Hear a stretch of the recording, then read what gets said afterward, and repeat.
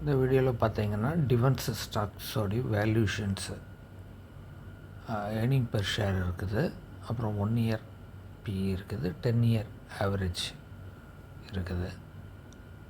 இதில் வந்து நம்ம எல்லா ஸ்டாக்ஸுமே பார்க்க முடியும். Solar Industries, Dynamic Technologies, HAL,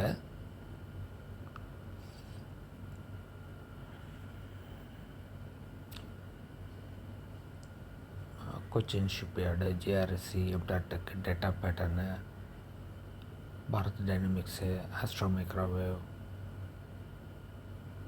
எல்லாத்துக்கும் உண்டான P ratio, earning per share, அந்த டீட்டெயில்ஸ் எல்லாமே இருக்குது. பாரத் டிஃபென்ஸ் எல்லாமே இருக்குது. பாரத் எலக்ட்ரானிக்ஸ். இது வந்து சோர்ஸ் வந்து ப்ளூம்பெர்க்லேருந்து கொடுத்துருந்தாங்க. மணி கண்ட்ரோல் ஆப்லேயும் இந்த டீட்டெயில்ஸ்லாம் இருந்தது.